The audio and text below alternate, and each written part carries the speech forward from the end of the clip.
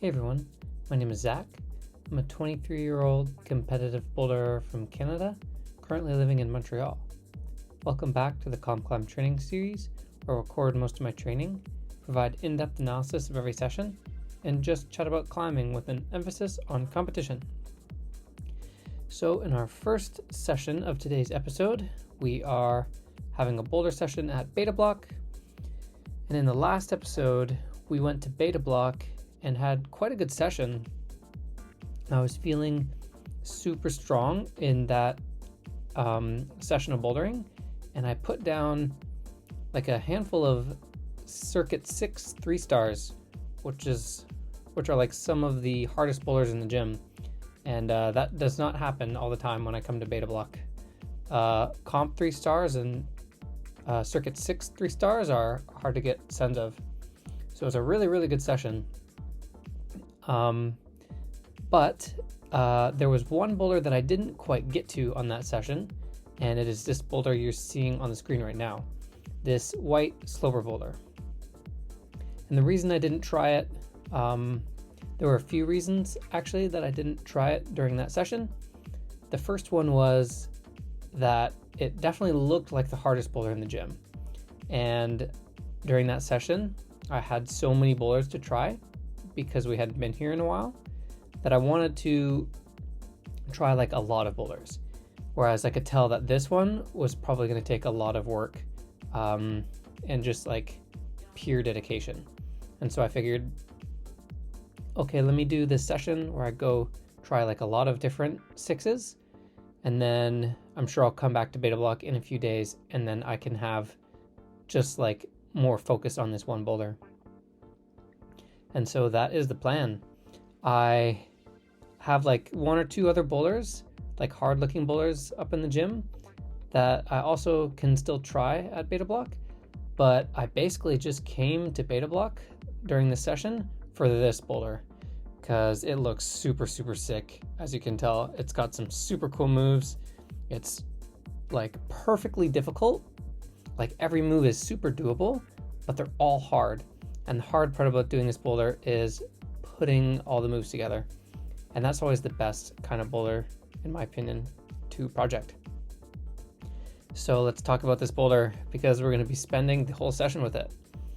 So this middle sequence here is definitely the most difficult, like working through these 3 slopers.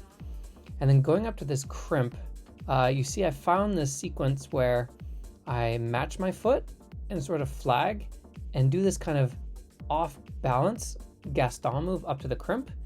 I find that I can't actually match that hold with my right foot on the foothold, and so I have to do this beta, but it's super tensiony, and it feels like really hard to actually do that move individually, and so to do it from the ground is going to be super hard. But in the meantime, I am trying to figure out this sequence where I finally I'm starting to stick this sloper hold, which is this sloper is like quite bad, by the way. This hold is like super anti-style, so for me it feels like garbage. I'm sure some sloper gods would have a better time on this boulder than I would. For example, the McNamees, I bet would crush this boulder, or Victor Baudrand. I wonder if he's tried it. I bet he'd do well on it. But anyway, I'm finally starting to stick this move consistently, but getting out of that position is really difficult. And I'm mixing in some attempts where I try the ending. Here I find a much more like a higher percentage way of doing the last move. Instead of doing kind of a hand flip, I find like a pretty tricky match with the heel hook. But yeah, this beginning sequence, when I hit this right hand sloper, it's so bad. And the sequence that looks sort of intended is to go right toe hook, left foot on the chip, and then just in this position, just come into this hold, right? And I look kind of close there. But I can't express to you how disengaged my shoulder feels in that position, because the toe hook almost feels like too close to me to actually get any purchase on my right hand sloper. And so coming into the left hand, my right shoulder is like super crying, like it kind of hurts, and I'm not actually getting much purchase out of the right hand. So I'm like not sure if this move is going to go for me, and I want to kind of find something else. Also, you'll notice on this attempt, I'm kind of trying to do like a mock send of this bowler. So I fell on the Gaston move, and then I'm like jump right back on and see just how close I would be getting to a send of this bowler if I stuck that move. And this attempt here actually was pretty cool. Like I almost finished it right from getting on the boulder. So it showed me that I definitely had what it takes to send this boulder, and that gave me more motivation. But as you can see, I'm really struggling to come into this left-hand sloper with the right toe hook and then the left foot on the foot chip. But as you can see, I'm finally figuring out this beta. So I wish I thought of this sooner, because this is like with 10-15 minutes left on the clock, and this sequence really unlocked the sequence for me, like this foot sequence. So what I'm doing is I'm moving my right foot out all the way to this foot chip on the volume, and I can tell that something is going to work here in order to come in. It's better than the other beta that I was trying. So now let's talk about this sequence that I'm doing with my feet, because it's also going to lead me into today's tip of the day. So you can see I'm working my right foot out to the foot chip, obviously, but I'm still trying to figure out what to do with my left foot. I've tried just like flagging it. I tried even like doing this weird heel hook on the bottom side of the volume to try and get some tension. But obviously I have this really bad sloper in my right hand, and it feels like I can't bicycle the bottom of the volume because it's too close, right? It's like too close of a bicycle that by toe hooking, I'm not actually going to be getting more tension on the sloper, and it's not really helping me. But what I'm actually going to find on this attempt by accident is what we can call like kind of like a bicycle drop knee.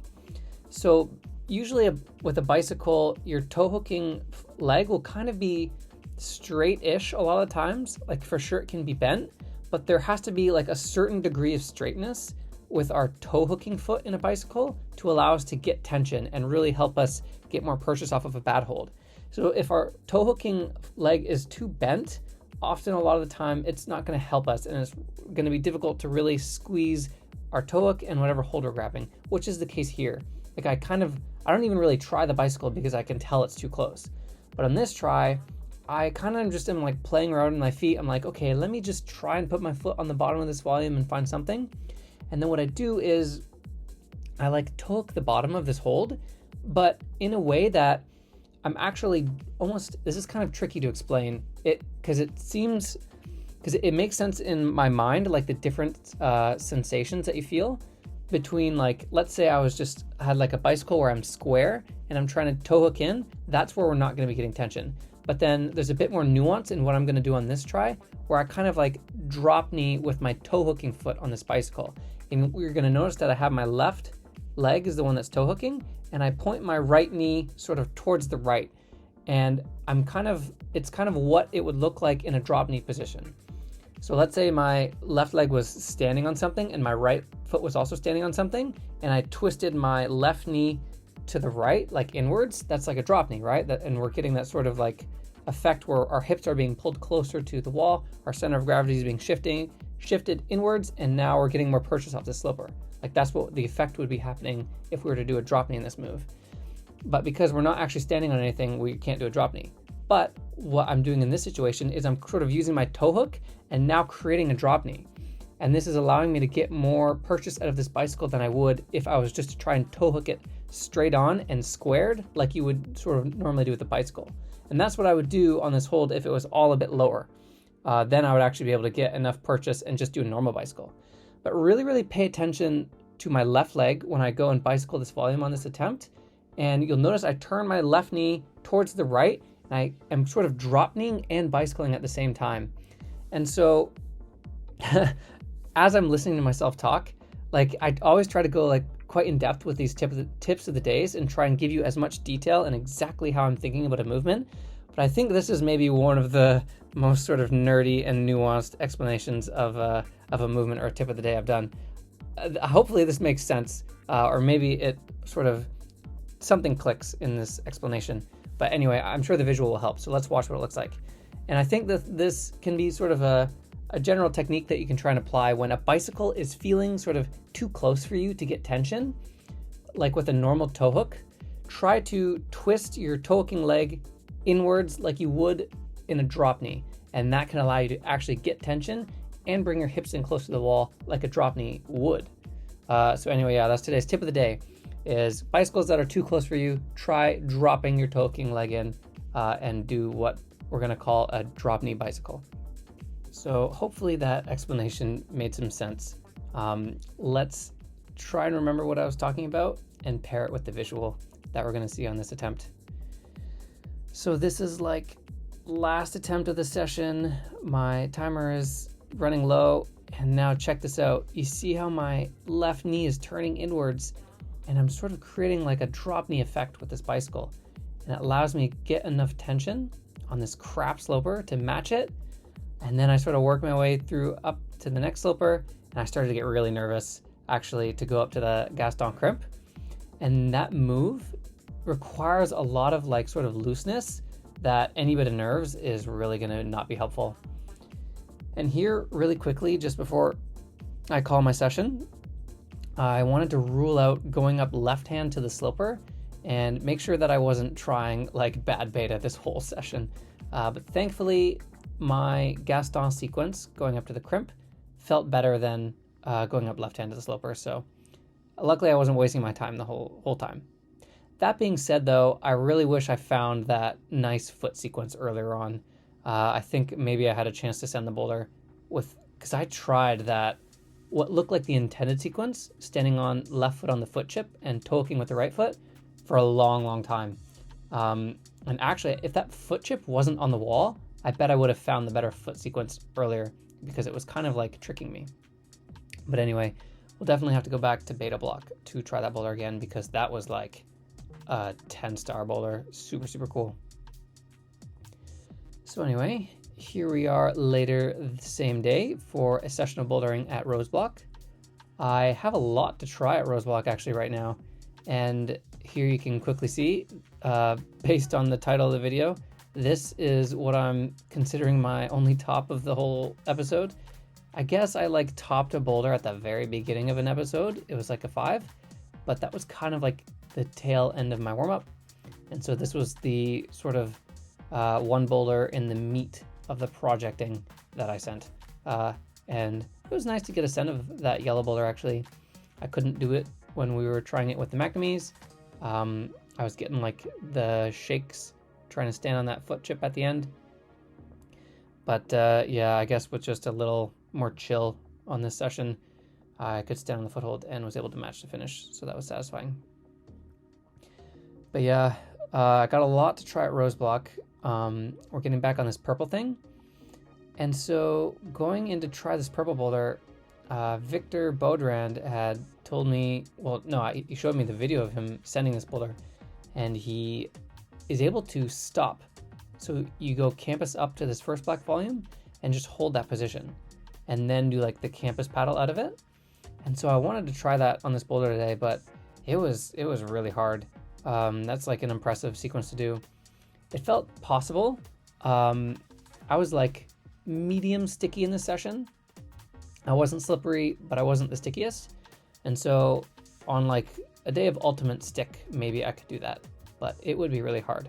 And that purple is it's been up for a while, so I don't know if I'll get to try it again, hopefully, because we spent a lot of time on that boulder and it would be satisfying to put it down. So this red one that we are trying is the newest set up at the gym at the time of this session. And this boulder, so this boulder is super sick, first of all. Super pretty boulder. Like, this looks like it belongs in a competition, obviously. But now check out these volumes at the end.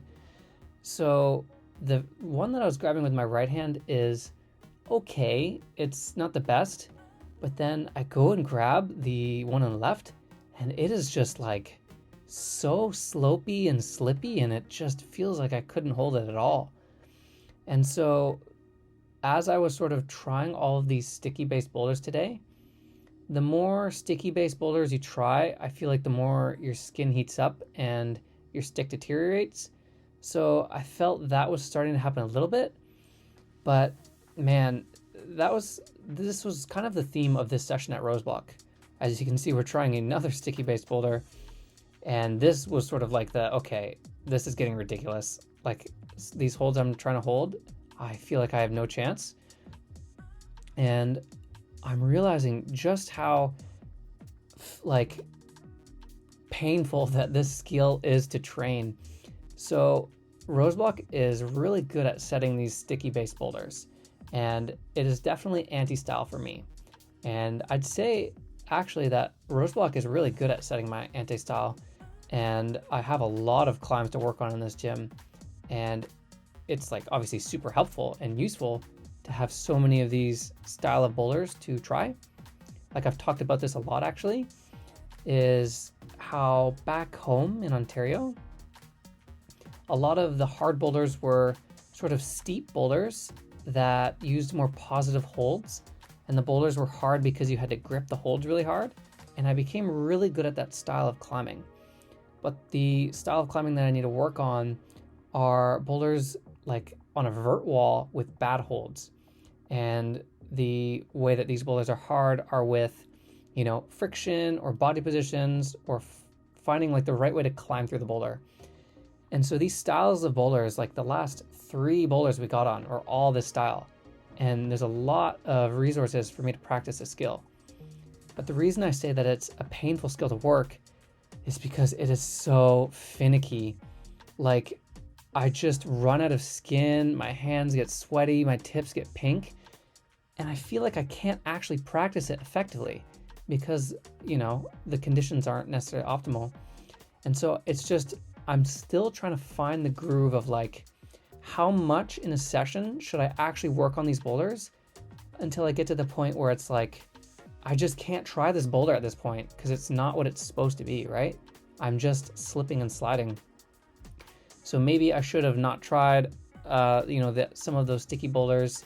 Like I should have maybe stopped after the purple and like the red 11 and maybe not tried the red 12 and gone and done something like this boulder or like a slab or something. I think that I just need to pace myself, because if I try sticky boulders in suboptimal conditions, there can be negative mental repercussions, right? And so Bloc has been really teaching me how to train on these boulders optimally just on a weekly basis. So I'm still getting the hang of it, honestly. Now, in the meantime, during that stickiness rant, we have been trying this thing, and it has got this crazy sequence, as you can see. So I started to get like really triggered on this boulder, actually. First of all, it's super epic.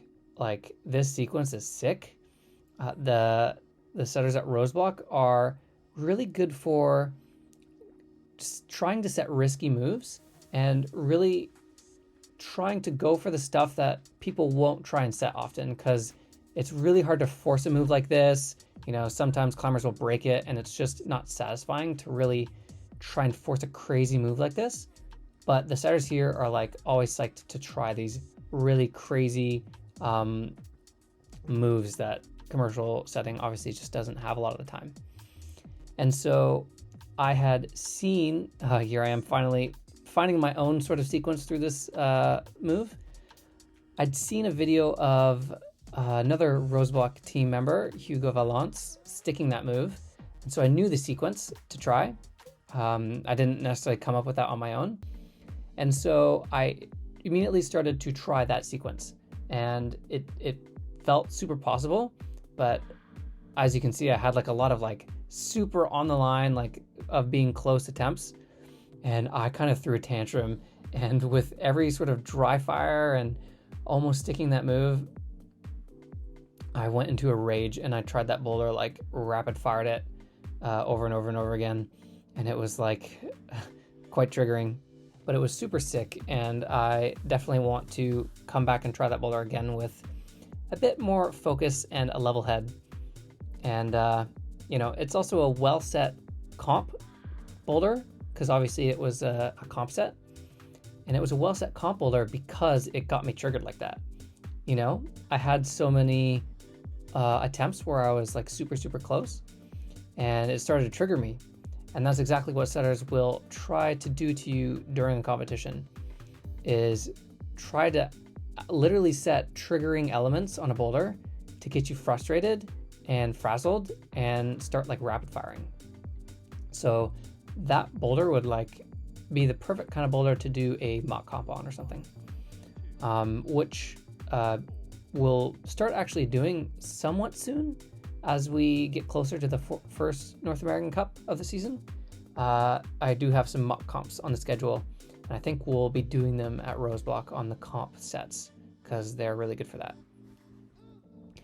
But anyway, here we are the next day for our session of campusing. I decided I wanted to go to Bloc Shop for this spray wall for this campus session instead of offsite, because I had some cool campus boulders that I wanted to revisit from our session with the McNamees. And on that session, I was feeling pretty bad. And so it kind of was like, I didn't really feel like I could try the boulders that we were doing super well. And so the idea with this session was to come back and try and get revenge on some of them. But that being said, I was kind of feeling just the same as the session a week ago. Maybe like a little bit better. But I was quite tired and gassed today from yesterday's day of bouldering. And that's usually just how it'll go. I find like half the time on day 2 I'll have energy, and then the other half I'll just be tired. And that's just how training goes, and you kind of have to accept that. So I don't get frustrated when I feel not so great on day 2. But yeah, let's continue with like the number rating, like I've been doing. I'd say the session was like a 6 out of 10. I had energy. I actually kind of felt like exactly the same as the last campus session. I had energy and I felt like I was getting like fired up for these attempts, but the grip was just sore. My hands were stinging and burning, and the joints were tired. So I didn't have like the strength in my hands, I guess you could say, for this session, but the psych was there. So I was doing my best. Here we are trying a new boulder. Actually, it helps to try new boulders that you haven't done a lot of the times when you're not having such a great session. And the reason I like to do this is because you don't have the element of comparison. So if I were to try boulders I've already tried on like better days, I would be comparing myself to how I felt on like the good day, right? And so I said, okay, let me try this new boulder that I set like a while ago but haven't got on yet. And that way I don't have to compare this negative feeling that I'm having during this session to a better feeling that I was having on a different day when I was trying this boulder. So that is the logic with like why I like to try new boulders a lot of the times on a not so good feeling session. That being said though, I had a feeling in my body and my grip that I would actually be able to kind of pinch and slope decently on this session. Like I felt like I couldn't like sort of do some of these first few boulders because they were a bit crimpy or required a bit more finger power, but I felt like I could slope and pinch.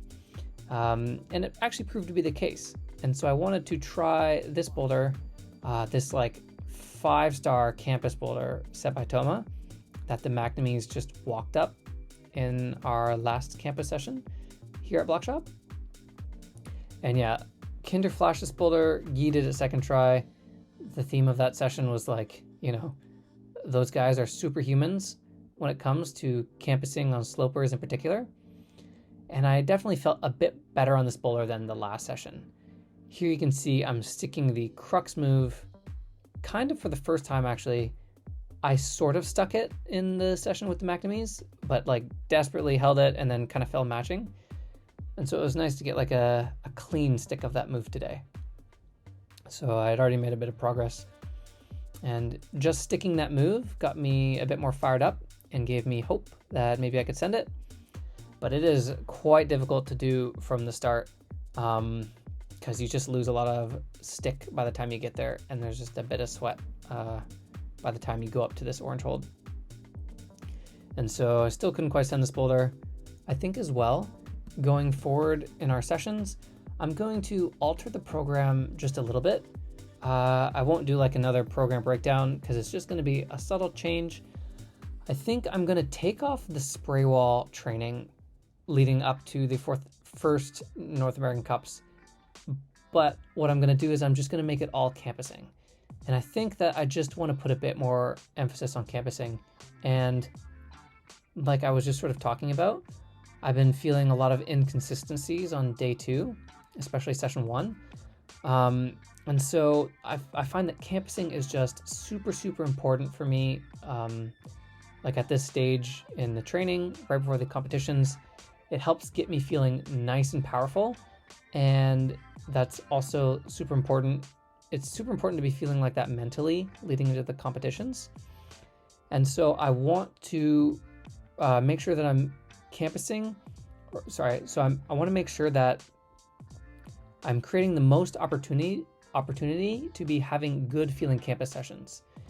And so the way that my training is going right now, where I'm kind of alternating between starting with campusing on day 2, session 1, and then doing a bit of spray wall after. And then for the next part of the week, I start with spray wall and then do a bit of campusing after. Let's say I have a day where I do spray wall first and I'm feeling good. Now all of a sudden, I'm going to be missing out on maximizing that campus session because I'm going to be doing a spray wall session first, and then it's just like a little mini campus session afterwards, right? So what I want to do is make it all the sessions campusing so that on that day where I was feeling really good and it was a spray wall session, okay, now it's actually a campus session, and I had a really good campus session because I was feeling strong on that day in that session. Anyway, this is just kind of something I've been thinking about for the past few days, and a small edit I'm going to make to the program because, I really want to be feeling strong campusing and feeling like I've got the power going into the first few comps of the season. And the past couple campus sessions I've had, I was just sort of talking about how they weren't feeling so good. And that is the opposite of the mentality I'm trying to foster going into the Salt Lake North American Cup. So I'm going to do more campusing and then just ditch a spray wall. And I find spray wall is better actually sort of closer to the off season where we're really projecting boulders and like spending, 3, 4, 5 sessions projecting like a limit boulder that we made up on the spray wall. I find this is less applicable as we're getting closer to the comps. And I'd rather be doing like some swinging moves, some power moves, maybe some campus paddles, stuff like this. So that's sort of the logic behind this just small edit I'm going to make to the program. So that wraps up some couple days of training. And in the next episode, I definitely want to go back to Bloc and go for session 1, because that's when I have the most skin. And maybe we'll probably end up doing like 2 sessions of bouldering on that day at Bloc, and really try to make some progress on the sticking stuff. It's really getting to me, and I want to just not feel like I'm slipping and sliding all over the place. So hopefully after this rest day, I get a bit more skin, and I want to conquer a bit of my weaknesses at Bloc and take down some more boulders, because there's like a lot of unsent stuff in the gym that I've tried, which is really refreshing. They've been really upping the difficulty recently, which is super, super cool. There's also a lot of slabs I haven't gotten on yet. That's probably going to be a theme going forward, is I've been slacking on the slabs and I need to try more. So Bloc is going to be good for that, and you can look forward to that in the next episode. Insert Kaji Fitotra here.